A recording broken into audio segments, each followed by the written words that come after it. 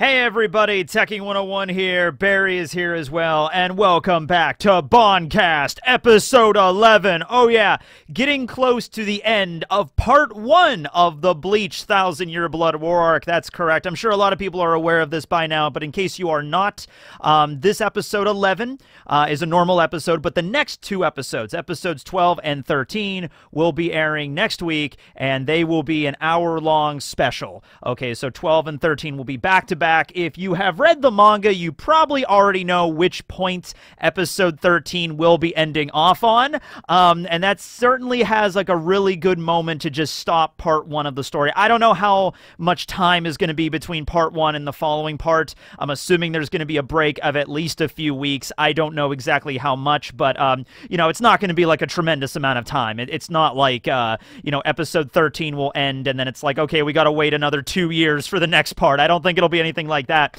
But it is rather fitting because I believe after that point in the story, right around chapter 540, you know, 142, where some stuff happens in the manga, there was actually a couple months long break in the manga, like at the time in Shonen Jump, when I think Kubo went to Germany to do a little bit of research on the upcoming part. So I remember there was a break back then. But anyway, that's for next week. We're going to do an hour-long spectacular there. But this is Bleach Episode 11, 1000-Year Blood War Arc, Everything But the Rain. Before we get into it, I just wanted to say right out of the gate, I'm using a different method to show you the episode this time around. So normally the way I do it is I go frame by frame in the episode, capture certain screenshots that I think are notable, and then I literally just cycle through those over XSplit. So that worked fine, except it was incredibly tedious, because essentially I watch the episode the first time when it airs,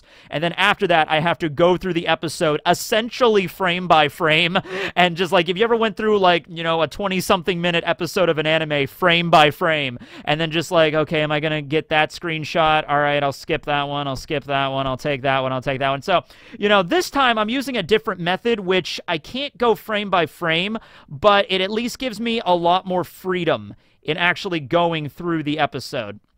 So we're gonna give that a shot. Hopefully no copyright issues will be involved, but it should be okay, all right? And if it doesn't work, we could go back to the previous method. I just wanted to try this out because it's easier on my sanity. So this episode actually kicks off at the beginning of chapter 529 in the manga, but then immediately goes back to 528 and then proceeds on with 529 plus. And it makes sense because this scene right here, we have one more scene with Nimaya and Renji before we really delve into Ichigo's backstory, or rather the backstory of his parents, Isshin and Masaki.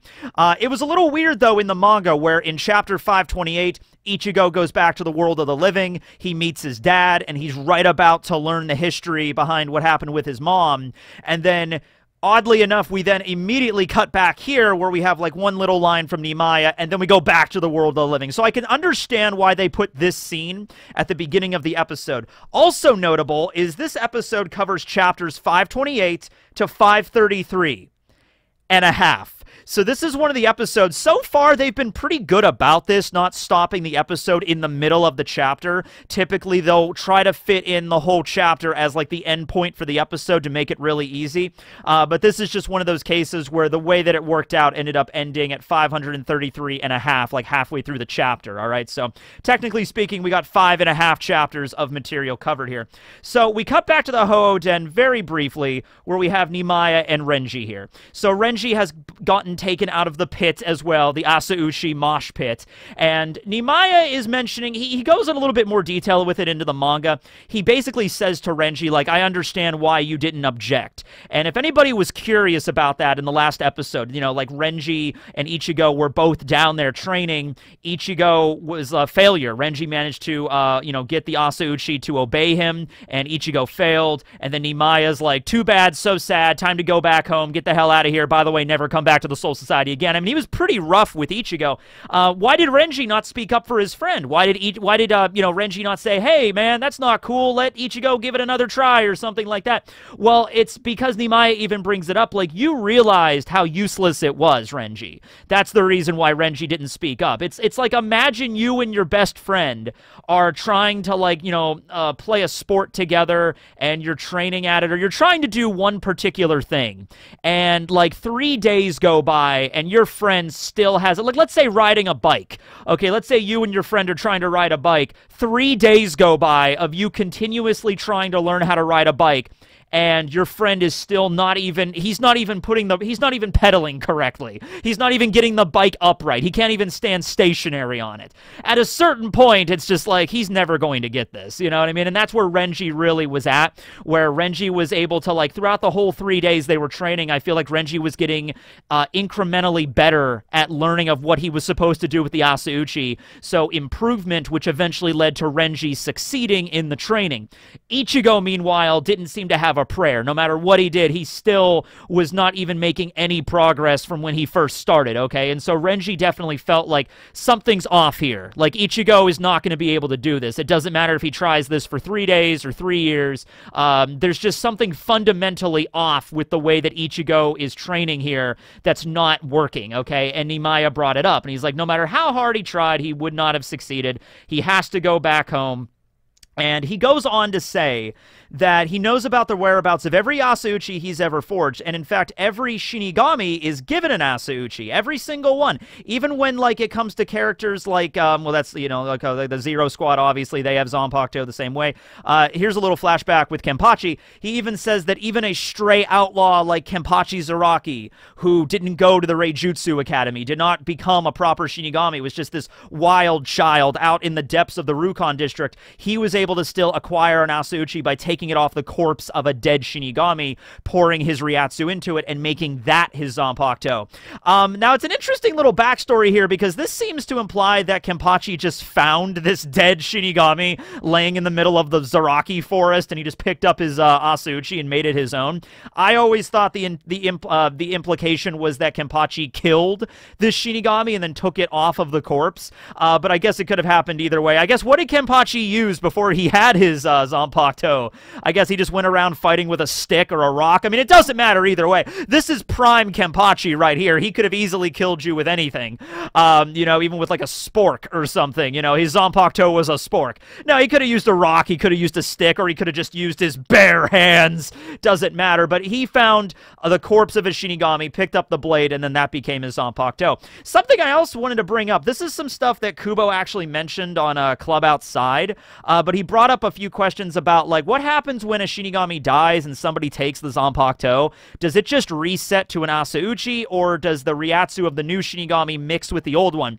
This is relevant when it comes to Tozen's Zanpakuto, Suzumushi, because Suzumushi was actually owned by Tozen's friend in the Core Guard squads that died, and then he picked up her sword from the coffin and then made it his own.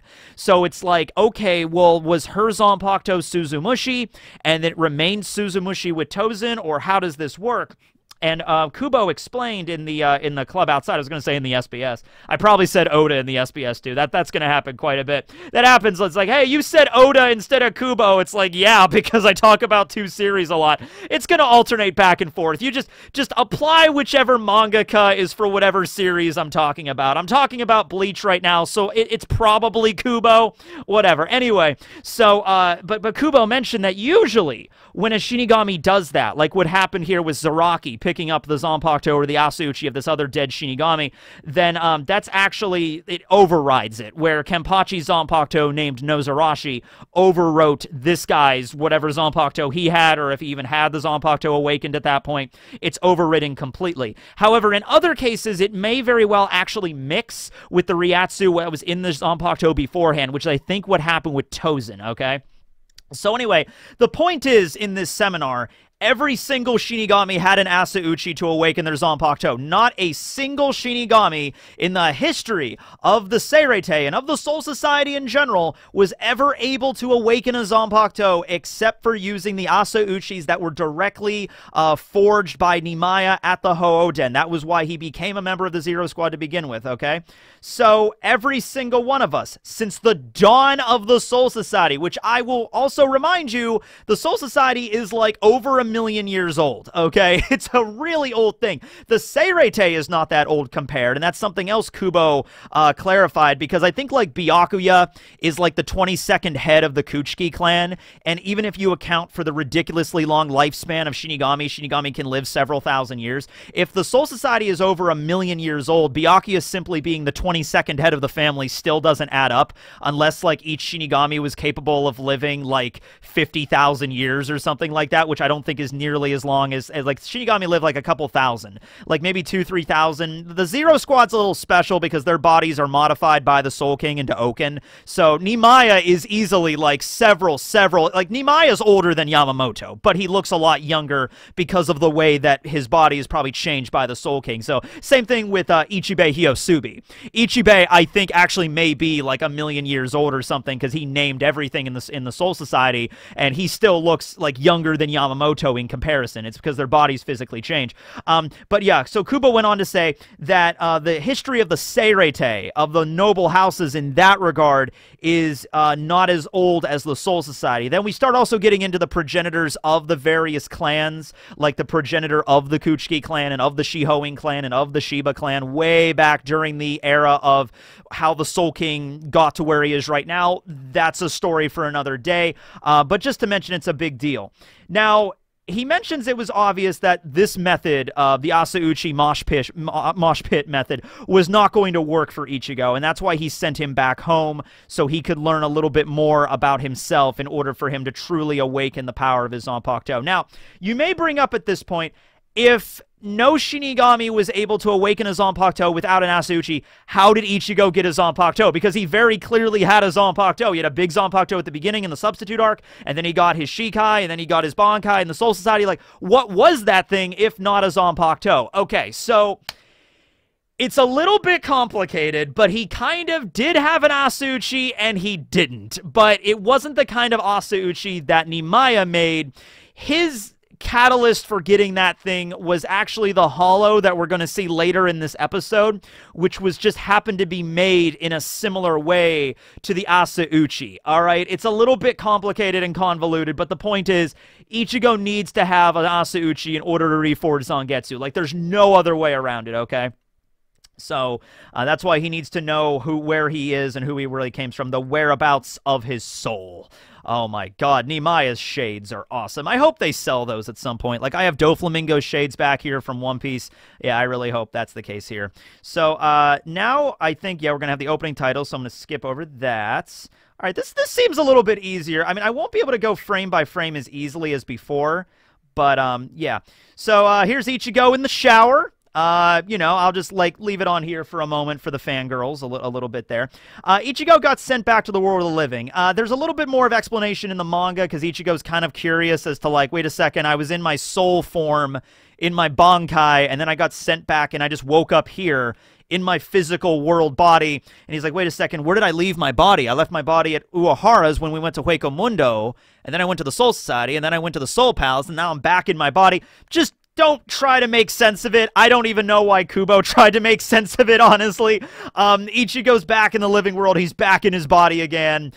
He has a little bit of, in the manga, thinking about what happened if it involves something involving Uehara. He's like, wait, is Uehara here? And then he remembers, no, Uehara's back in Hueco Mundo. He should still be here. What just happened? What just happened is Nimaiya used a technique called the Super Senkaimon Gate, which will be explained further on, but it's like an advanced, I guess, Keto that only the Zero Squad can utilize. It's a special kind of, like, round trip, you know, teleportation Keto between worlds.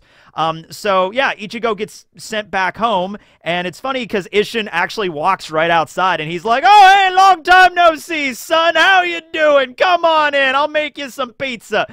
And you'd think it would be so simple, like Ichigo would just walk in it's his dad, and then just like, hey, dad, because Ichigo at this point knows that Isshin is a Shinigami.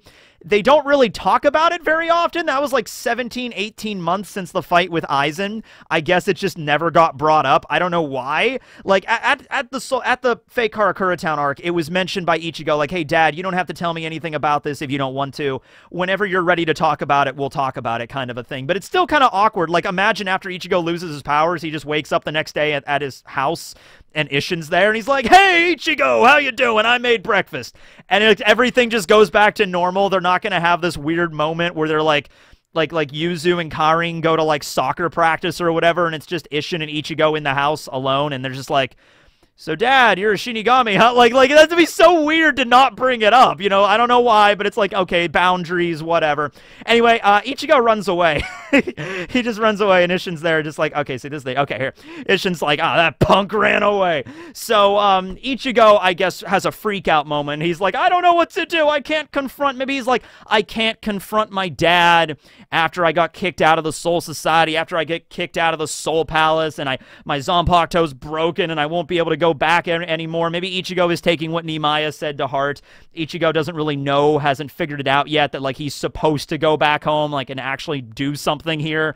Maybe he's acting like he just got kicked out for no reason, and he's like, damn it, why? So, Ichigo does the sensible thing. He runs to, we got the title card here, and then he runs to his, hot boss's house. I'm like, yeah. So this is Unagia. She is Ichigo's boss at her little odd shops kind of store shop, you know, service that she runs. Basically, you know, this was explored a little bit more in the Fullbringer arc, but basically she just does odd jobs around town. If somebody needs, like, dogs walked or, like, somebody like an Uber or some kind of situation, that's, like, what she does for a living. And Ichigo is her only employee, and so Ichigo ran over to her place and just like, hey, I'm soaked. And then Unagia's like, okay, come on in and you can take a shower. I'll dry your clothes, okay? So it's nice. Later on, Unagia says that she's basically like, she views herself as, like, Ichigo's older sister kind of type, you know, because Ichigo never had an older sister, right? Just younger sisters, okay? He never had an older sibling. He was the oldest. So I think, like, the reason Kubo created her character was kind of like, hey, let's give somebody Ichigo could confide in, you know, that wasn't necessarily his dad or maybe the Shinigami, like somebody else that he could kind of go to and kind of, like, talk with. Because Unagia doesn't know anything about Shinigami or Quincy's or Bankai's or Zanpakuto. She's like, yeah, hey, boss, how you doing? He's like, oh, Ichigo, what's wrong? I'm like, well, my Bankai broke. It got cut by a Quincy in the Soul Society, and all my friends almost died. Unagia's like, okay, well, you can use my shower. Just like, there you go. She has a son named Karu, and we see him, like, once during the Fullbringer arc. She also has a husband that has never appeared in the manga or the anime, but Kubo actually has drawn what he looks like. I'll actually throw it up right here when I'm editing this. This was actually for a calendar that I think Kubo drew a couple years back. He drew some of these characters that we haven't seen. So this is Unagia and her husband, her husbando, as it were. Yeah, there we go. And, you know, there's some stuff that are added a little bit more to this in the manga. But here she's just kind of like, you know, sympathetic for Ichigo's plight.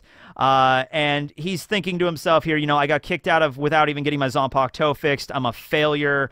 I'm no longer like a Shinigami. I guess I lost my powers again. Just when I got my powers back, I guess I lost them all over again. You know, and I can see there's a little bit of shame from Ichigo in that perspective. Like, you know, he just went without his powers for 17 months, and all of his friends came together, his dad and Uehara and Rukia, and everybody was there, Byakuya, Kenpachi, you know, Ikaku. Everybody was there to give his powers back, and then he just immediately got his Zanpakuto cut again, so he's probably feeling pretty crappy right now. You know, just like, man, everyone works so hard, and then everyone's dying by Quincy's, and I can't even do anything, you know what I mean? I got kicked out of the Soul Palace. Man, I'm just worthless right now, I suppose. Oh, Ikumi. I was going to say Izumi. Izumi is actually another character that we get named later on in this episode. Izumi is actually the name of Ryuken's mom, and we did not get that in the manga, so it's interesting they added it here in the anime. So that was Izumi for Ryuken's mom, which would be Uryu's grandma. And here we have Ikumi Unagia, Unagia. I'm sure the comments will let me know. But anyway, her name means eel, so that's essentially that. It's also why her shirt has the symbol of an eel on it. Oh my. Oh my goodness, this was a scene in the manga. I remember this one. This was pretty funny. Yeah. So, you know, it's not as dominatrixy as it looks. It's more about like, hey, I feel like I'm your older sister. I feel like an older sister to you, Ichigo. Just know you don't have to hide stuff from me. You can come to me and talk to me about anything, okay? You know, and don't be, maybe it wouldn't hurt you to come to work as often as, you know, he's like, you haven't come to work in like a couple of weeks, if you know what I mean. Like, if you could come to work, that would be great. But also, I want you to confide in me. I want you to trust me, okay? If you really need my help with something, just know I'm here for you. Okay, and so, you know, Ikumi doesn't really do much in this arc. I mean, there's not much she can do. But, you know, she's a pretty badass character. There's a scene in the Fullbringer arc where she basically shows up to Ichigo's school and beats the crap out of a bunch of, like a rival gang just so she can grab Ichigo and bring him to work. So she's pretty badass. She's pretty cool, okay? Yeah. Anyway, so that's her shirt right there. It's like Unagi, which means eel. So that's like the name of her shop. You know, it's like, I'd rather you come to work than hear your apologies, you idiot. So, you know, Ichigo, after this whole thing with the Quincy's are done, you really need to get back to work, man, okay? It's hard to manage an entire business by yourself. You know, I guess she's not by herself. She has a husband and she has but she has a son to look after, okay, Ichigo? It's time to get back to work, okay? It's time to put all this Shinigami Soul Reaper stuff behind you and start looking towards your future. It's not sustainable to be a Shinigami the rest of your life, Ichigo, okay? That doesn't put bills on the table. I mean, sorry, that doesn't put money on the table to pay the bills, you know?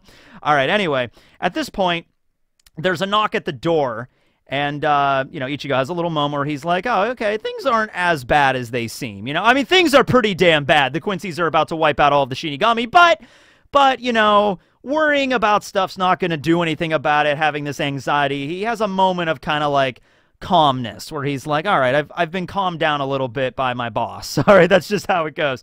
So Isshin arrives in his Shinigami outfit. Obviously, Ikumi cannot see him, so she just opens the door and there's like nobody there, and then Isshin walks in and Ichigo is just like, oh, hi there, Dad. And so he just decides, you know, I'm going home. Thanks, boss, you know, for everything. So he just heads home. I'm fine now. And she also looks down and notices that Ichigo left his combat pass behind. And so she's like, oh, what's this thing? He's like, I guess I'll deliver it to him tomorrow, I suppose. So it's raining out. Of course it is. They do a lot of really cool stuff with rain in this episode. They do the rain where the droplets actually like stop in midair, so you can see all the different droplets in slow time and then like in Matrix time, and then they continue. They do that when they do the flashback transitions a lot. So they go back home.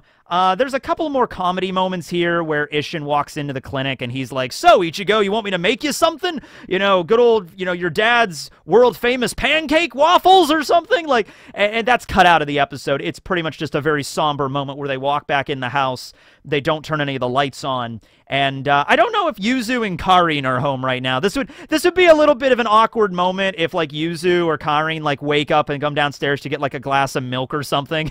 Like, Isshin's in his Shinigami form in the living room talking to Ichigo about their dead mother and how she was a Quincy and the history of the Shinigami and shit.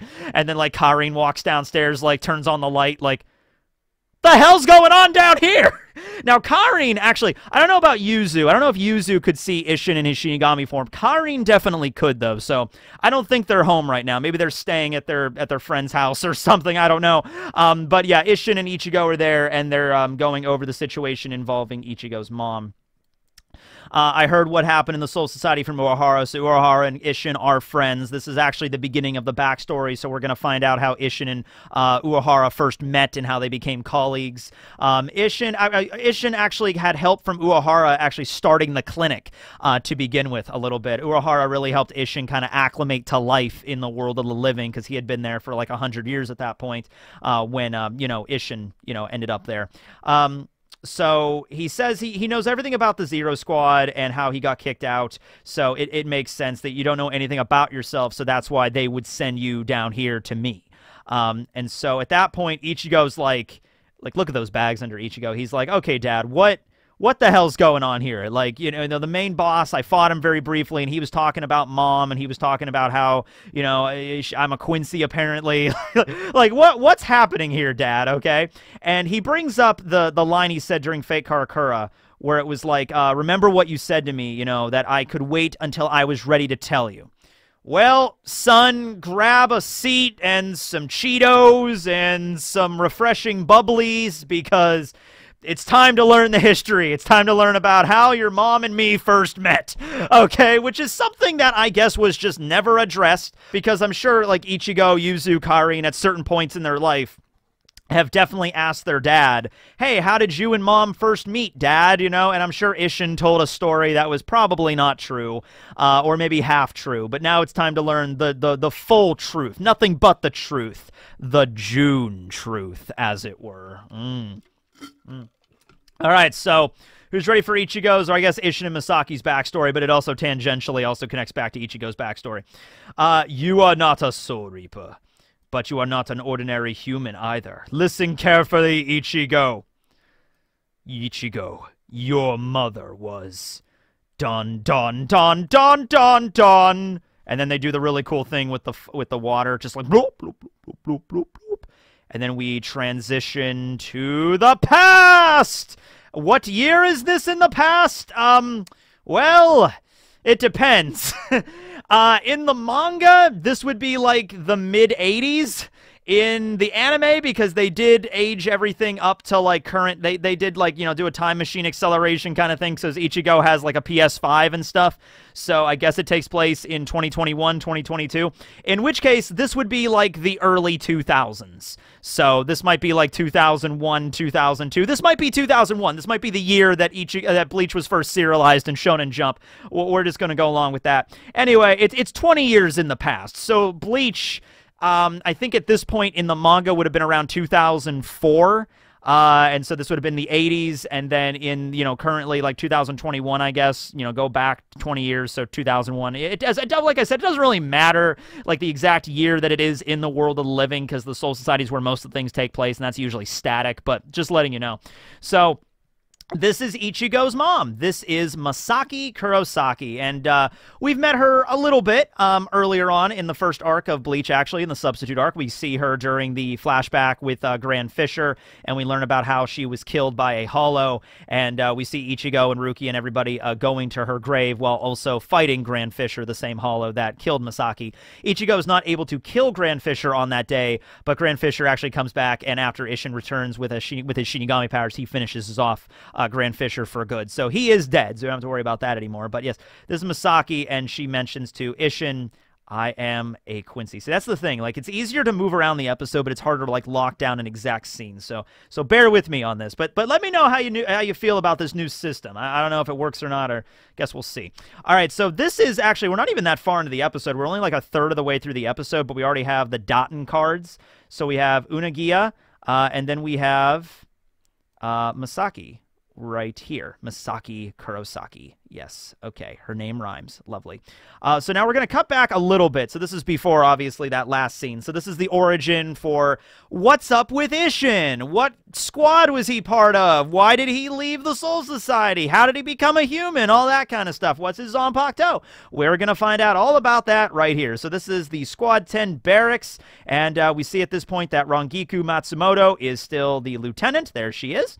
She's sporting a little bit of a different kind of hairstyle. It was the early 2000s. You know how things went. And she has her, she kind of wears it like a scarf now, like draped over her Shihakusho. Back then she had it like tied as like a little bit of like a ribbon around her neck. It was pretty neat. Anyway, she approaches a random tree and knocks Isshin out of it. I think in the manga she grabs like a tray from one of the squad members and like yeets it at the tree like a frisbee, and it hits him in the head and it knocks him down that way. I think in this version she just kicks it. Yeah, she just kicks it. So anyway, Isshin falls out of the tree. And here he is. Yeah, this is Isshin Shiba, at the time, captain of Squad 10. So Rangiku is still the lieutenant of Squad 10, and Toshiro is still in the squad, but he is the third seat at this time. So yes, Isshin Shiba is his full name. This also kind of gives some credulity on exactly why Ichigo looks so similar to Kaien. Kaien and Ichigo look pretty much exactly the same, except Kaien had black hair. Ichigo has orange hair, of course, that he got from his mother's side. And so if you were wondering that there was a family connection, yes, there is. Now, Now, Isshin is a member, I think, of the branch family of the Shiba, so he's not like directly, he's not like Ganju and Kukaku's older brother or something like that. Now, Kukaku and Ganju said uncle, so it's very possible that they meant that in the strict familial sense of having an uncle. So Kukaku and Ganju's father or mother may very well have had a brother that might have been Isshin, so that's how that worked there. I bring that up because later on Masaki is going to mention Izumi, not Izumi, is it Ikumi? No, Ikumi, Unagiya, and Izumi is Ryuken's mom. She's going to mention Izumi as her aunt, but that doesn't necessarily mean, in fact, I don't think it's true that Masaki's aunt is actually Ryuken's mom. I don't think that's the situation. That's more of like an honorific thing in Japan, calling like someone that's like an elder of you and like, you know, has more reverence, I guess, you know, your uncle, your aunt, in that particular way. It doesn't necessarily mean familial connection, but with Kukaku and Ganju, I believe it does. So this is Isshin. Also, here we are. This is Toshiro Hitsugaya, third seat at that time. And as you can imagine, he's the one that, if Isshin is the captain, and what we know about Isshin, and Rangiku is the lieutenant, and we know about Rangiku, they're not going to be doing a lot of work. I mean, they'll get the job done, but they're not going to be doing a lot of paperwork. The bureaucracy, not really for them. That's Toshiro's job. So there's actually a funny scene where Toshiro's like, I'm done doing all the documented work, Captain. And then Isshin's just like, yay, Toshiro, congratulations. You're going to be Captain someday, son. And then Rangiku's like, wait a second, I'm the lieutenant. I should be the captain next. Isshin's just straight up like, oh, God, no. Are you kidding me? If someone like you became captain, squad would be ruined. Toshiro's like, yeah, that's true. I agree. So a couple of things about this dynamic. First of all, Toshiro at this point actually has his Bankai already awakened. You know, Kubo already revealed that, you know, before he even joined the Seirei, the court guard squads, Toshiro had already unlocked his Bankai. It just takes a lot of training. I would imagine his Bankai is kind of like, okay, you know how it is when you play certain RPGs and you get, like, the strongest weapon in the game, like, at the beginning of the game, but it's not truly the strongest, you gotta upgrade it a bunch of times? That's kinda like Toshiro's Bankai, Daigiren Hirimaru, where he had it for a very long time, but he couldn't control it. So he has access to it. Unlike other Shinigami have to really train like for 10 years to get their Bankai, he can kind of do it right away, but he really has to train with it. It's also might be because his Shikai and Bankai are not really that dissimilar with each other. They're the same kind of ability, just on a larger scale. It's not like with like Soifon's Bankai, where her Shikai does the 2 hits death, very stealthy kind of stinger kind of attack, and then her Bankai is essentially a stinger missile, where it's like a giant missile launcher that's very different to utilize. Okay, it's like 2 different things. Toshiro's Shikai and Bankai are pretty much the same power to manipulate the weather, just on a larger scale. Oh, by the way, before I forget, there was a scene that was cut out of this episode, and God, you know what? Like, I get it. You want to cut certain scenes out that might be a little bit too, you know, comedy, you know, like that don't fit with the scenes. But like this moment right here, I mean, this is kind of like easing into the backstory with Isshin. There's already some comedy elements, existing, but it's another fan service moment they cut. It's another fan service moment. So we lost Ruki as Peaches a couple of episodes ago. In the original scene, after Rangiku knocks Isshin out of the tree, Isshin's like, Rangiku! And she's like, yes, what, Captain? What is it? Like, you were chasing me around all day. Your boobs are all sweaty and glistening. And then there's like a close-up in the manga of Rangiku's boobs, which was unfortunately cut from this episode. Oh, my goodness. I guess you can't we can't have Rangiku's boobs. Although, somebody did animate, I don't know if it was animated by a fan or if it was actually a cut scene from the episode, but I did see the animation of the Rukia Peach scene that was earlier on. I did see it. Someone shared it on Facebook. I don't know if it was, like I said, animated by a fan because they cut it out, or if it was a scene from the episode that was like a deleted scene. I don't know. But if there's like, could we have the deleted scene package from the Bleach 1000 Year of Blood War arc? Please, please. Anyway, getting back to it, there's even a little bit of comedy here where Isshin is looking for his dumpling or his manju, and he's like, "Where's my manju at?" And Toshiro's like, "Well, that's not important right now, Captain. There were a bunch of Shinigami that got killed in the world of the living last month." And he's like, "Yeah, that's whatever. Can we talk about my manju first?" Toshiro's funny here because he's like, so it was delicious." So he ate it. He ate the manju, except he's just trying to change the subject, but he's still trying to be serious like Toshiro is. Like, "Captain, there are people that have died. Let's not talk about your manju. It was delicious." He's like, "So you did eat it. You were trying to change the subject." He's like, "Whatever, you know, people have died here. Can we work with this?" So he reads off the report. It's from a mid-sized city called Naruki. Naruki.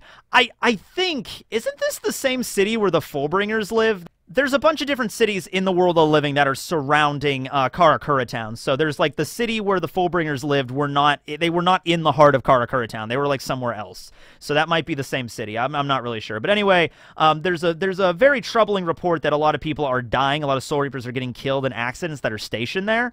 And Isshin's like, yes, okay. And so he's off. And so he just kind of heads off without permission to report to the head captain that I'm heading to the world of living. He just kind of leaves. Rangiku and Toshiro say that they want to go, but then, you know, they're like, well, we can't actually go because we're not strong enough. And, you know, if Shinigami are getting murdered, you know, pretty much just leave this to the captain because he's the captain, you know. So Isshin's like, "Yeah, I should be back in 2 days or so. Cover for me, why don't you? See ya." Okay, so you gotta love Isshin. Isshin is a nice guy, you know what I mean? He's a pretty fun kind of character, all right? I wish he was in the series a little bit more. Oh, that's a nice little thing. You can see that little like medallion on Ichigo, not Ichigo, on Toshiro's Shihakusho there. That's actually later on the strap that he has on, because he carries Hyorimaru on a scabbard on his back, and that's actually the symbol that's on like the strap that's like across his chest to keep the scabbard on. So that's a cool little addition there. But anyway, yeah, Isshin heads to the world of living because he's like, "I gotta solve me a mystery. I'm not really sure what's up."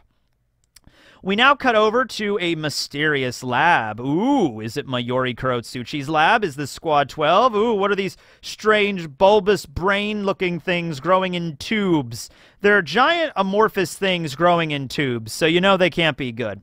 Anyway, no, it's not Squad 12. It's actually the secret headquarters for dun-dun-dun-dun. Wait, hold on, let me try something here.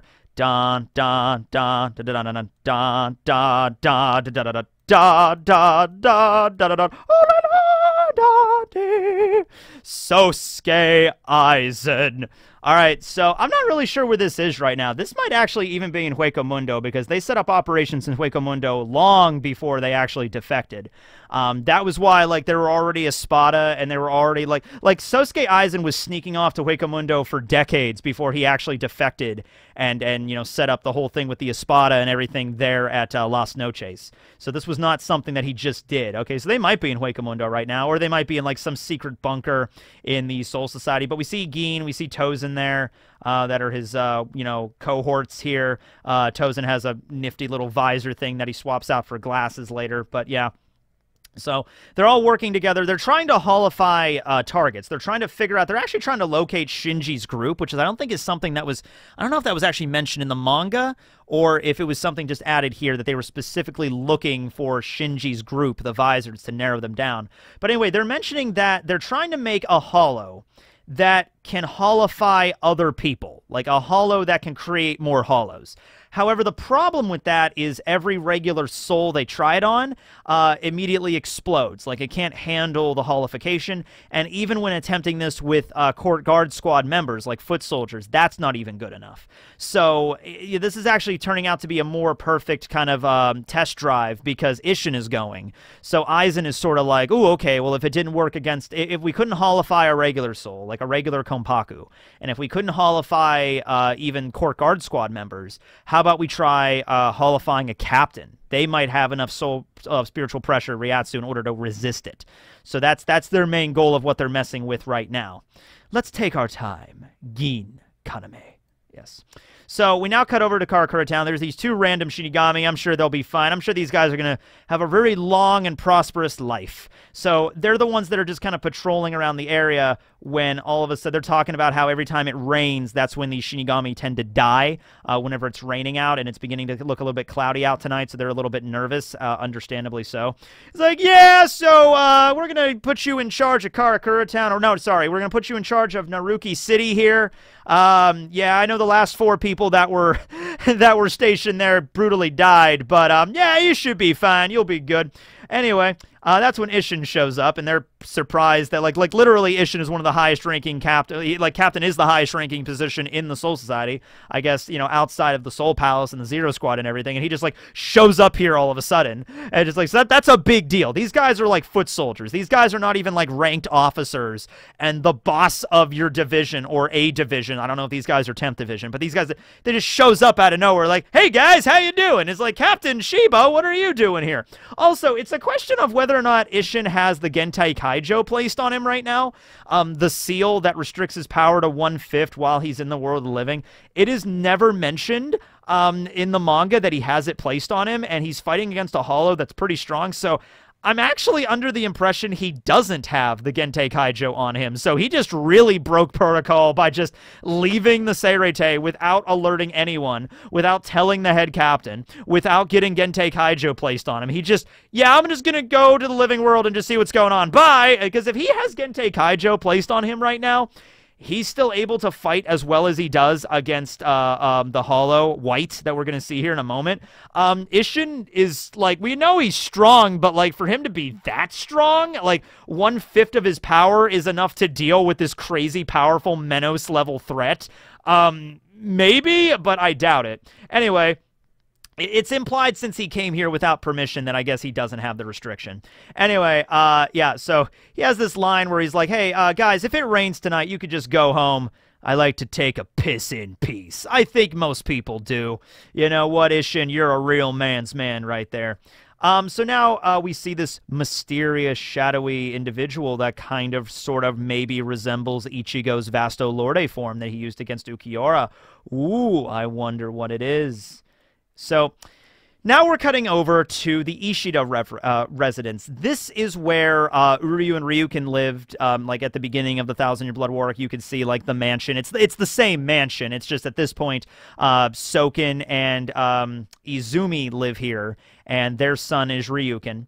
And then Masaki has also come to stay with them as well. She is, of course, a member of the Kurosaki family. And I guess the Kurosaki family was a family of Quincy's. Anyway, she got sent to live with the Ishidas because she's actually has an arranged marriage with Ryukin.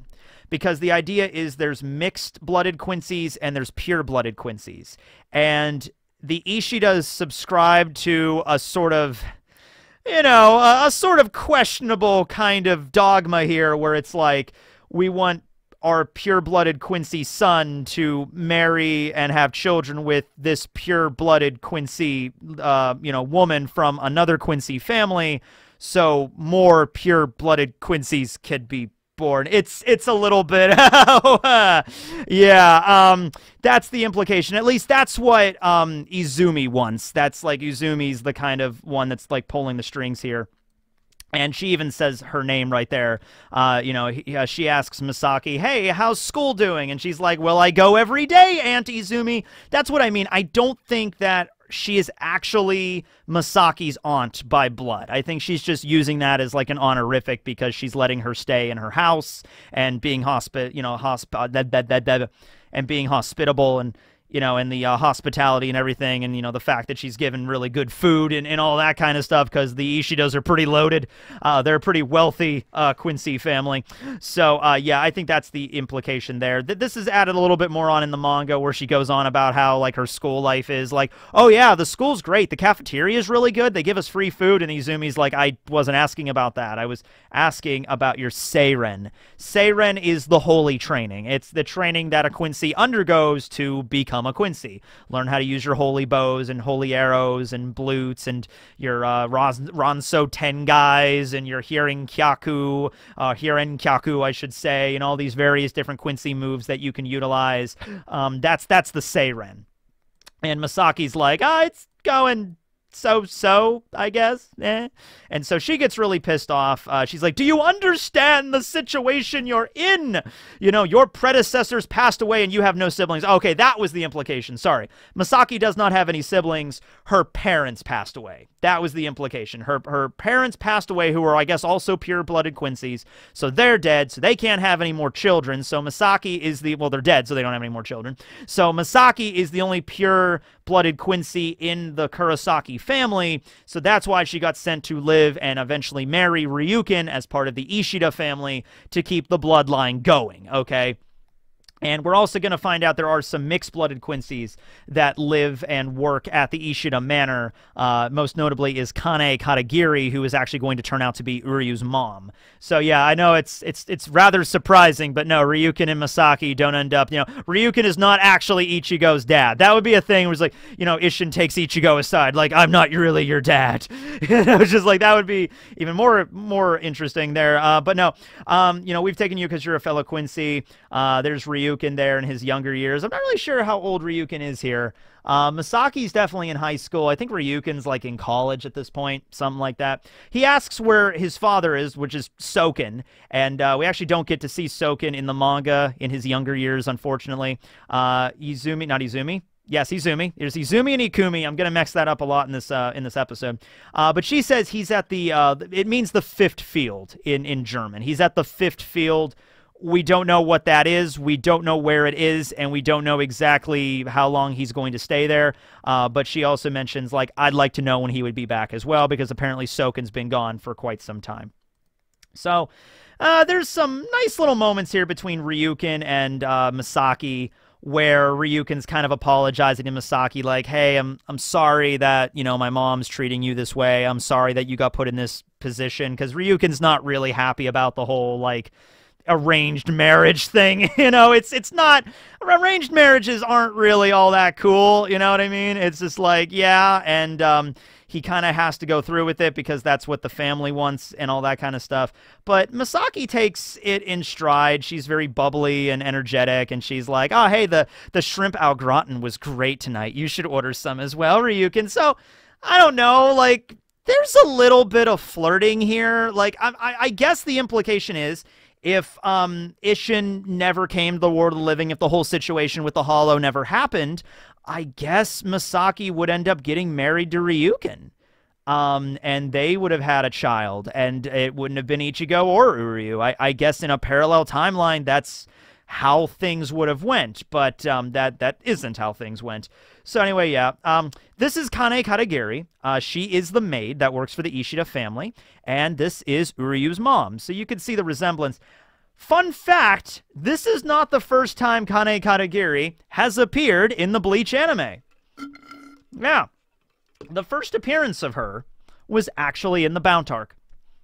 I know, it's weird. I actually want to do a whole episode of Bankast on the Bound arc. I did a 6-part series of it way back in the day, but they all got copyrighted and taken down.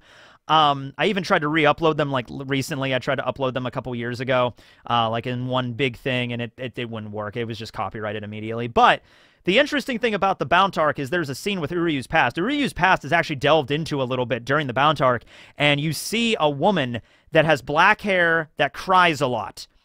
And Kane Katagiri is a woman with black hair that cries a lot. So I have to feel like the anime staff in charge of the Bound arc actually went to Kubo and asked him about Uryu's mom, and he gave them the concept of Katagiri. Like, this was years before the 1,000-Year Blood War. This was like 2005, 6, 7, like something like that. Like, this was going on with the Bound arc in the Japanese anime. So crazy stuff there.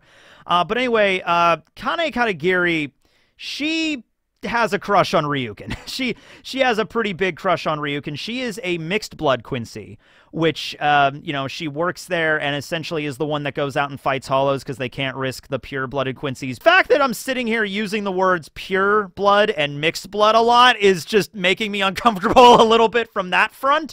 But that's the situation with the Quincy's, all right? At least that's the situation that Izumi is heading up right now. Izumi and Soken, as the heads of the family, are the ones that are doing this particular system here. You know, they're talking about Misaki and how even though she puts on a very cheery, happy front, she knows the only reason why she was brought into the family was to marry Ryukin to have more Quincy children. Like, that's literally the only reason she's here. So, you know, it sucks. I mean, she's a teenager. She's still in high school, and she's pretty much already had her entire life laid out for her by not even her own family, but this other family, you know what I mean? And she can't really say anything against it because they're giving her room and board and a nice place to live, okay? So she just kind of is like bubbly and just going along with it, but there's some sadness there that she really doesn't want to be in this situation. Ryukin kind of is just like, you know, she's very kind, and, you know, I see you believe that happiness is necessary. Your kindness would be more than enough to make Miss Misaki happy, talking about their arranged marriage, whereas Kane very clearly has a crush on Ryukin. And she's basically just like, yeah, I'm sure you and Misaki will make a great couple. You'll make her really happy, Ryukin, young master. You're such a kind-hearted man. You know what I mean? So, yeah, you can see that there. And Ryukin, of course, he's a little bit less jaded back then. I mean, nowadays, he's a lot more stoic, a lot more rough around the edges, and I think the death of his wife definitely lent to that. But back then, he's a little bit more chilled out, and he's like, you know, a little stuck up, but at the end of the day, he's like, I really just want to make Misaki happy. I don't want to go through with this, but, you know, that's just how it is kind of situation. So now we cut over to the situation with Isshin and the other Shinigami. They're hanging out at a stadium near the south gate of Naruki Stadium, and there are the two Shinigamis hanging out under there. Can the Shinigami get rained on? You know, why are they hanging out underneath the covering? If they're Shinigami, I don't know. I guess no, they still interact with the world around them. It's just that humans literally can't see them. So I guess the rain still would interact with them normally, but they can phase through walls. Huh, I'm not sure. Anyway, Isshin is up there on top of the stadium, and he's just kind of looking around, and he's like, okay, it started to rain, and the last few nights that this happened, it was the rain that it seemed to be where all the Shinigami died. So I'm just going to output a crap load of Ryatsu and try to lure in whatever is attacking these Shinigami. So he's just outputting his spiritual pressure here like a beacon. And then at the same time down here, these two randos are just like, wow, Captain Shiba's really crazy. Yeah, maybe someday we could train and we could become captains of the Gotei 13. Yeah, that'd be crazy. Oh, man, I missed it. Oh, man, I missed it. See, that's the thing. That's the thing. I can't zone in on that frame. There's a frame where the dude's head literally gets sliced in half from, like, the nose. So it's just like he's talking and all of a sudden his head just and then falls off and then just blood everywhere. All right, so this is the thing that killed those two Shinigami. This is the hollow known as White. I originally thought because the name was White in the manga, the name in the Japanese would be like Shiro, which just Shiro means white. But no, Aizen and Tozen and Gin actually refer to it as White-to. You know, as like in English as the name there. Now, you might be wondering, most of the body is like black, so why'd call it white? There is a reason for that. It's essentially because, as Aizen states it, it is a pure being. So they're kind of ironically calling it white-to when it's mostly like black armor. Okay, because it's like a pure being, so it's pure white on the inside of its core. Okay, I suppose that's the general vibe there.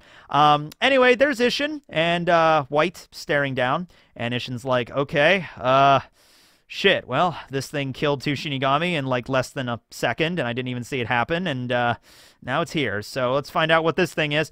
So it's a hollow that has an interesting feature to it. Not just its body looks different from regular hollows, but the fact that its hollow hole is swollen with some kind of weird pulsating organ, you know, just like bloop, bloop, bloop, bloop, bloop, bloop. And so definitely some kind of artificial being, but its spiritual pressure is definitely that of a hollow.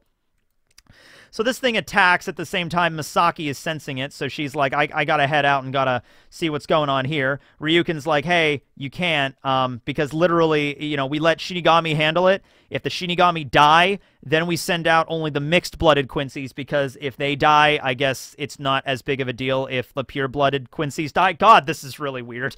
But no, it's just like, Misaki, you can't go. I mean, like, you can't. Like, there's only a handful of pure Quincy's left in the world.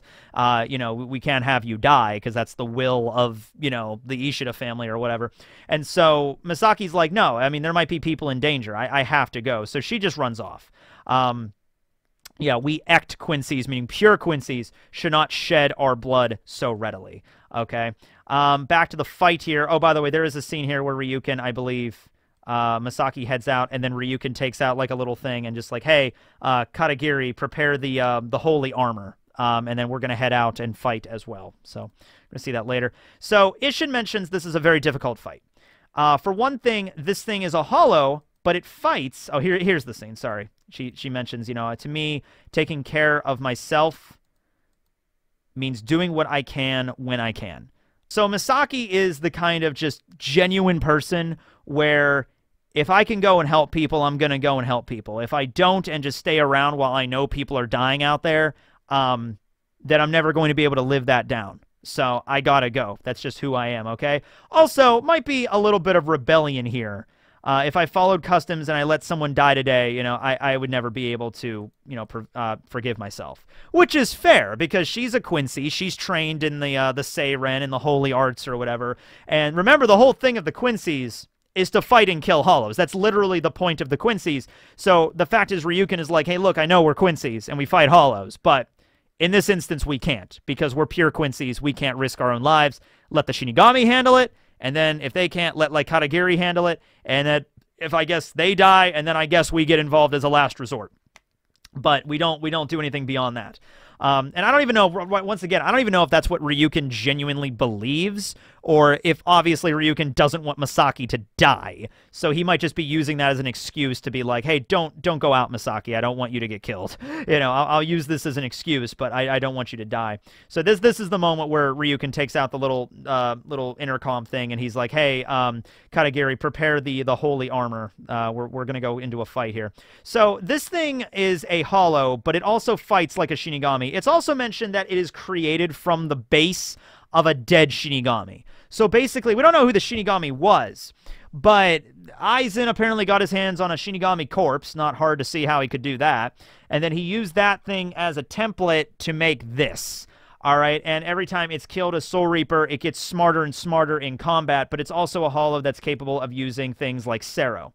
There's no way a monster like you could go on a rampage without the Soul Society noticing. So this is a big deal. This is like a Menos level threat, but a Menos that is unlike every other Menos that the Shinigami know about, and it's killing Shinigami left and right, and no one seems to be making a big deal about it. This is weird. So Isshin's pretty smart. He figures out almost immediately somebody else is in the Soul Society pulling the strings on this thing. Like, there's no way this is just some run-of-the-mill hollow that just showed up naturally. Like, there's some weird shit going on here in Denmark. So he activates his Zanpakuto, which is Engetsu, which just means crescent moon, as opposed to Ichigo's Zangetsu, which means slaying moon, or cutting moon might be a different way, and as slaying moon's probably better. But yeah, so that's his Zanpakuto. We've already seen that it's kind of fire-based. Well, no, not really. Not really. I mean, he used the Getsuga Tensho against Aizen during Karakura, but it was a little different from Ichigo's. Well, that's the thing. The way that he used Getsuga Tensho against Aizen during Fei Karakura actually looked a lot like Ichigo's. Here, it's very clearly a fire-based Zanpakuto, so very much like Yamamoto's Ryujin Jaka here. So his release command is Burn. It's Engetsu, and he begins to attack this hollow, white. However, at the exact moment he's about to attack it, boom, he gets slashed from behind by none other than da da da da da da da da da da da da. So yeah, Aizen is here, and he's actually sporting a really cool, fancy new outfit. He's got some new threads, ladies and gentlemen. This is the Ryatsu cloaking cloak that Urahara utilized during the Turn Back the Pendulum. And he doesn't go into it here, but in the manga they explain how they actually learned about that technology from Uehara during the Turn Back the Pendulum, and Aizen kind of made his own. So it's able to to block out his Ryatsu as well as hide himself in the background, sort of like camouflage, by kneading a little bit of keto into it. So he was basically able to rip off Uehara. That's pretty much the basis for a lot of Shinigami stuff. You know, just rip off Kisuke Uehara. That's what Mayuri tries to do sometimes, or rather tries to do something that's like better than Uehara. Aizen just kind of rips him off. But anyway, they're there watching the fight, and they slash Isshin, and Isshin realizes right away that that was not an attack. First of all, it was an attack that happened behind him, not in front of him. The Hollow did not cause it, so he notices this right away. That was a Zanpakuto. There's something going on here, okay? So this is where they talk about the origin of the name a little bit. Yet you call him white due to the whiteness within him. Ugh. So I get it. It's more of like a figurative kind of thing. But yeah, anyway, Isshin does not mention his Bankai in the episode. At least I don't think he does. But in the manga, it's mentioned by Aizen and Isshin that he's unable to use his Bankai while he's injured like that. So with that injury on his back, I guess it's so taxing on his body to use his Bankai, he can't use it at all. So that's the reason he doesn't go into his Bankai. However, he still has another method of fighting where he literally licks a little bit of blood and then he breathes on the blood, which creates a giant burning, it looks like a fire bird here. I mean, it looks a little bit like it has a shape to it, but he like licks his blood and then and it's like a flamethrower that hits the Hollow right in the center and then actually manages to slice off part of its leg. And so that's an awesome shot right here. I also love the fact that the rain is still coming down while all this is going on. Giant explosion in the sky, still raining. One of the arms of the Hollow falls to the ground, and then that's when Misaki shows up. Isshin is a little bit battle injured here, but Waito has lost an arm. He's like, oh, you're still able to fight me even though you're lost an arm. Man, you are special. So this thing is fighting like a Shinigami. It's got sword arms. It can fire Seros. I mean, it's made out of dead Shinigami corpses. I mean, this thing is Frankenstein's monster when it comes to Hollows here, okay? So here comes the Sero. Oh, crap. Boom! Let's see here. At this point, that's when Misaki shows up. She readies her arrow. She's about to attack. This is a big point where the Hollow actually chooses to leave Isshin behind, who's in the middle of combat with it, and decides to go and attack the Quincy Misaki instead. This will be extremely relevant later on. So the Hollow charges at Misaki. She fires off a bunch of her arrows, but she can't hit the damn thing. It just moves way too fast. Probably using some weird combination of like Shumpo and Sonido, I guess. Anyway, she decides to go the Occam's Razor, you know, badass way with it. So she just drops her bow and then lets the Hollow bite her. And Aizen's up there like, whoa, hold on. And there was even a moment where Tozen's like, maybe I should eliminate her. She's not part of the plan. And Aizen's like, whoa, wait, no. Hold on a second here, Tozen. I want to see how this plays out. I didn't expect a Quincy to show up. We'll see where this goes. So she drops her bow. She lets the Hollow bite her neck. She's not as injured as you might think because she has Blut Vena. And then she activates this awesome thing where she pulls out like, oh my God, please tell me I can get it. Oh, there it is. There it is. I got you now. There it is. Oh, my God. She pulls out, like, a handheld. She pulls out, like, a concealed bow. You know, like a pistol bow or whatever you want to call it. Tiny little finger bow. And then, bam! Blasts the damn thing's head apart. I love that shot. I remember in the manga, I'm going to have to recut it. I've been going back and recutting a lot of the old skits that I did in the chapters here. So, back then, I did the When I'm Yama music video, so I recut that with the episode. Here, I did a scene with Sarah Connor at the end of Terminator, where she's about to pull the press down on the exoskeleton, and she's like, "You're terminated!" Effer, you know, whatever. You're terminated. She drops it, and it crushes it. I added that scene here, and it worked so well for Misaki with Sarah Connor, you know, delivering that final badass line, okay? So she blasts a hole right through this thing's head. Oh, that thing's dead as shit. And just to add insult to injury, it had like a self-destruct protocol where the little organ, the pulsating organ, like swelled up inside of the thing's chest and is about to go kaboom. There was supposed to be an earth-shattering kaboom! Oh, there it is. And I love this shot because it shows the explosion happening, but like there's like a force field like blocking it. That was Isshin showing up and blocking the attack. So he saved Misaki. And this is how they first meet. And I'll tell you, as first dates go, this is pretty intense, all right? Oh, man. All right, Ichigo, so here's the story. How I met your mom. How I met your mother, Ichigo. Well, I was out fighting a Menos Hollow that was cannibalizing other Hollows in Shinigami when I saw your mom. God, she pulled out that Quincy bow and she fired it and right headshot that damn Hollow son of a bitch. Obliterated its brains all over the damn sidewalk. I blocked it from blowing up in her face, and from that moment on, I knew she was the one. It's just like... After I almost died from that imminent explosion, I looked into your mom's eyes and like, okay, it was love at first sight, I guess. I don't know.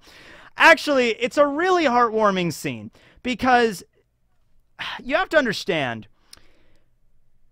Shinigami have exterminated Quincy's at this point. They had the fight against the leaked Reich 1,000 years ago with the original Gotei that we saw a few episodes back. But then they had the Quincy extermination operation, which happened 200 years ago, where they actually wiped out the bulk of, like the leaked Reich was actively trying to take over the Soul Society. They were actively trying to invade and kill everyone. So Yamamoto and the original Gotei fought back. 200 years ago, that was just the Shinigami just unilaterally deciding Quincy's were a threat, and we're just going to annihilate all of them, okay? Even the innocent civilians that aren't doing anything, really. Just the fact that Quincy's exist are a threat. So, you have to understand what Masaki's have heard about, what Masaki has read and learned about Shinigami up to this point from her Seiren, was probably not very good things. Probably like, yeah, the Shinigami, they wiped out like 90% of our entire culture like 200 years ago. So they're bloodthirsty maniacs, and not one of them is a good person, you know what I mean, because of what they did to the Quincy's. So that's what Masaki heard about. But this is a Shinigami that saved her life, that selflessly just dived in front of this exploding hollow, risking his own life. And Ishin even brings up, like, hey, you're a Quincy. I haven't ever met one, you know? And so she says, I'm a Quincy here. And Ishin's like, you're a Quincy. I've never met one. I'm so lucky I get to see you. And she's, like, taken aback by this, because she's like, I've heard my whole life that Shinigami are, like, horrible, bloodthirsty killers. And you're so kind. And you're so nice. And you're not a bad person. So it's that thousand-eyed stare of, like, everything I've been told about the world is actually wrong kind of thing. Or at least one thing I've been told about the world is wrong. And so Masaki's like, wait, what's with this person? Is this what all Soul Reapers are like? This was not what I learned in the Quincy history books. You know? Okay. So, yeah, that's the scene there where they first met. And she wonders if other Shinigami are like this. And we have this here. Then I'm sure that Ryu, Antizumi, and everyone else would... Dun, dun, dun.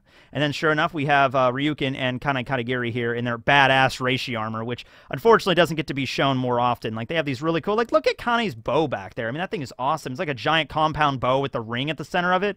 Man, I've never got to see her use that thing. You know, Ryukin's got this, like, cool bow on his back with, like, this metal, like, strap thing. I mean, this stuff looks cool. This is some modern Quincy technology, you know. Modern Quincy Warfare 2. You know, I don't know, man. It looks pretty neat.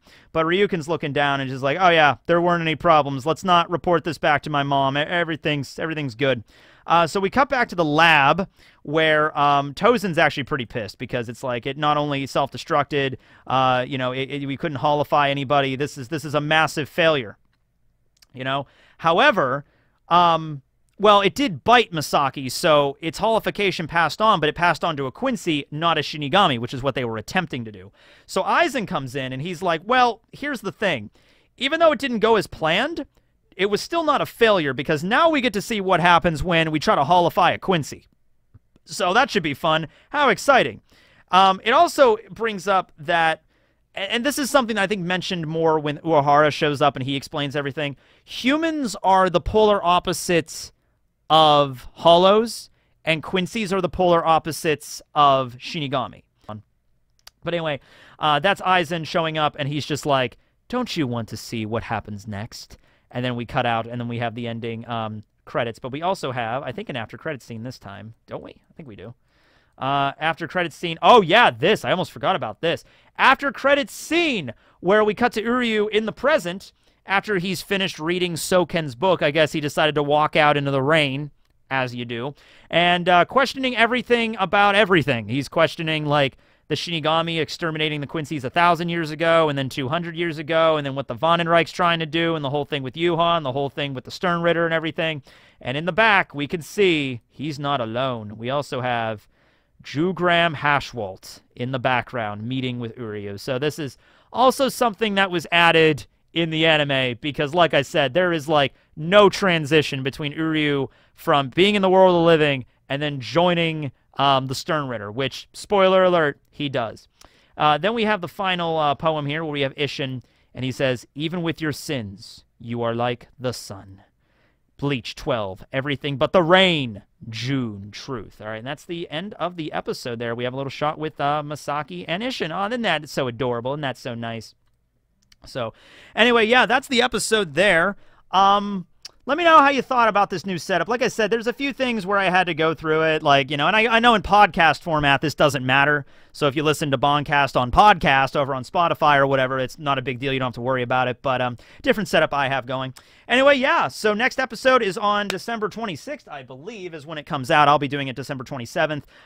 Wait, actually, December 20th. Tuesdays have become increasingly busy for me. Like the last 3 Tuesdays and the next 3 Tuesdays are all busy for me for whatever reason. But I'll try to get it out as quickly as I can. That's the episode. A lot of stuff happened here, and moving on. I don't know how I'm going to do the next episode, if I'm going to do it in one big part, because this is already like an hour long. I've been filming this over an hour, so the next episodes, I might break them up into separate videos, but we'll see. And then there'll be a break after, so I'll have extra time. But anyway, thanks for watching the video, everybody. This is Tekking, signing off BAN-KAST. Later.